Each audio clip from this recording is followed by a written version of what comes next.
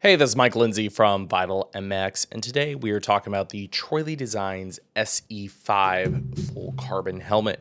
I've had this helmet for about 5 or 6 months now. It's actually a Springline colorway, so if you see this on their site right now, this one's on sale.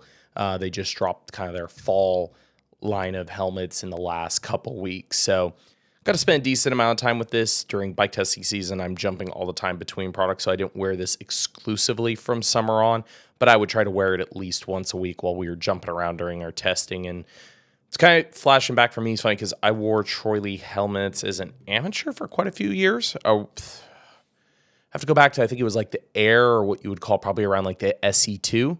But like late 2000s, early 2010s, I had some Troy Lee helmets for a couple years before I think I switched to Shoeies at one point for a little while. I was in Troy Lee helmets for like 3 years.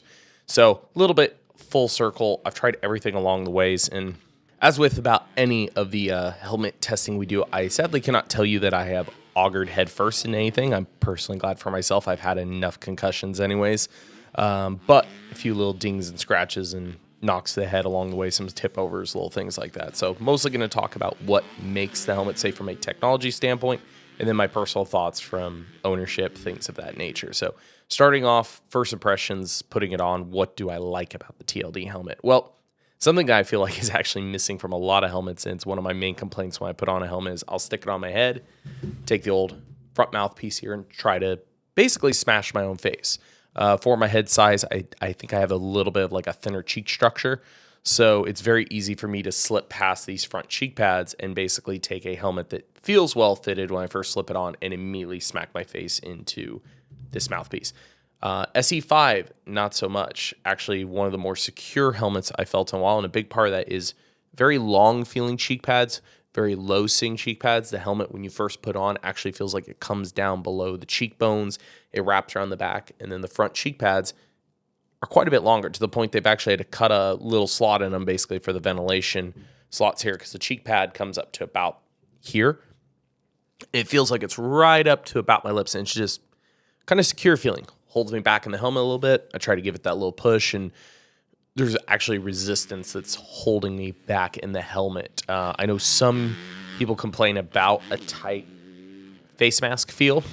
This one I feel like balances it.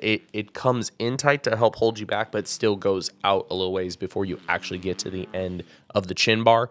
So it doesn't feel claustrophobic like some helmets. I know like some people complain a little bit like about a Rye about that, because a Rye is very tight, rounded feel.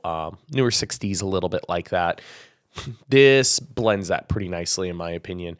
And back to the overall encapsulating feel, again, some modern helmets I wear, I don't know if it's a weight thing, but padding sometimes feel minimal. It feels like the pads, end midway through the cheeks. Doesn't feel like they come all the way around behind the head. Feels like the back of my head is a little bit exposed. This feels encapsulating. I feel held back in the helmet. So from a confidence, just purely mental standpoint, that's a really nice feeling to have. Feels like you're in the helmet, not getting ready to pop out of it at any second. Overall comfort of the liners is fine. Overall fit, I think, is very neutral, maybe a tick on the smaller side. I wear mediums.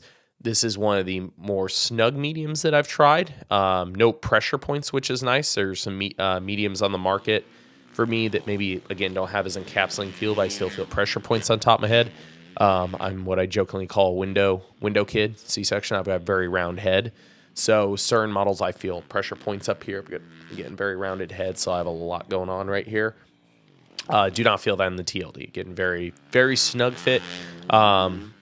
So again, if you're in a lot of other helmets, if you already feel like you're tight for your size and you're considering this helmet, I would recommend trying it on first. If you're really, really tight on the medium side, like I said, I'm usually almost a standard to a tick loose. This is a pretty snug fit. Not hard to get on snug, but still getting that encapsulating feel. Safety features. First off, like a lot of high-end helmets now, we have some sort of rotational energy control system. This one uses MIPS Integra, which is actually molded into part of the EPS liner on the inside and allows that shearing that's in there.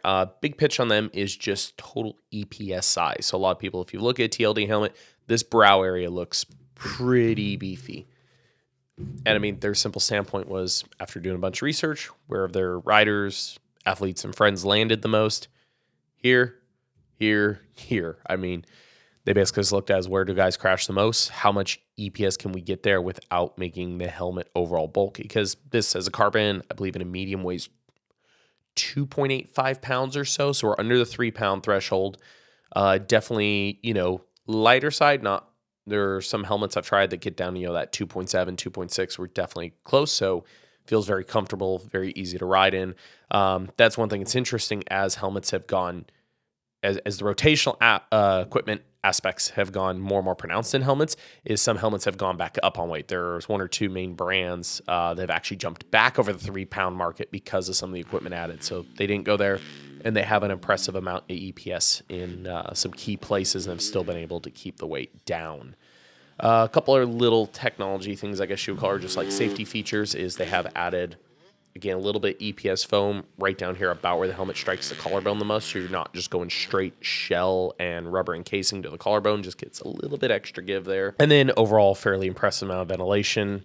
I rode this, like I said, kind of later part of summer, which is worse in California. August and September, not fun. It was not fun summer to ride in. I rode in this a couple days. The biggest compliment I get is no real complaint on ventilation. Like, I'm not sweating through my goggles. I felt fine in it. It doesn't feel like, oh my God, insane, there's air running through my hair, but overall, playing fine for what we have out here. They have some foam actually stuffed in some of the vent stock you can pull out just to get a little bit more out of it. I think the biggest thing is usually when I don't feel a lot of airflow through the front, but I'm cool, usually means the exhaust pattern is really good on the helmet. So that's where I'll give them credit. I feel like their exhaust pull must be pretty darn good because, again, I just feel like consistent circulation. It feels like it must be drawing very well. So let's talk about for pricing. $750 for this carbon helmet. Again, this is a spring colorway. This is on sale. I think the pricing is a tick on the high side for what is. That is becoming the going rate for helmets. Don't get me wrong. There are helmets on the market that are in the $800 to $900 range. Those are typically very premium helmet-only brands, maybe some unique IP to the technology there.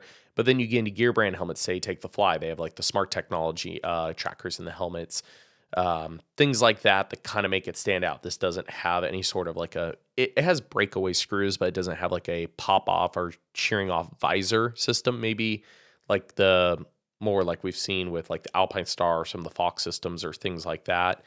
So little bit, I wouldn't say old school in that way, but kind of like just hasn't taken that jump to have something unique in that feature area. Still standard on all the liner stuff. It's still clicking. Kind of miss it. Some of the more simple button systems or like the magnets on the belt and stuff. You just get spoiled when you have stuff like that. So that's still a little bit, standard, I would say, for the price. And I noticed that yes, they have a composite helmet you can jump down to, but the composite helmets are in the mid $500 range too. So part of the way I view it is I do love the look at some of Troy's stuff that's come out in the last year. I think they've done a return to form on gear and helmets and things of that nature. So you're getting very amazing looking stuff. Yes, the actual fit and feel quality is good. I think the pricing, like I said, is just a little on the high side for features. It is a safe helmet. It is a comfortable helmet. I have no complaints in that department. It's maybe just missing some of the bells and whistles. Again, that some of the offerings that are competing against have come out. And also on top of that, you got to think about, I think this helmet has been on the market now for 2 years, coming up on a little over 2 years. So this is not exactly a new offering, where some of the products I'm also talking about have come out in the last 12 months. So that's my thoughts, or at least quick thoughts, on riding in the TLD SE5 carbon helmet in the last 6 months. If you have any thoughts or questions further about fit, feeling, any of the tech, anything you think I can answer, please throw it in the comments section below and I'll do my best to get to it. And as always, thanks for watching our videos, product reviews, everything here on Vital MX.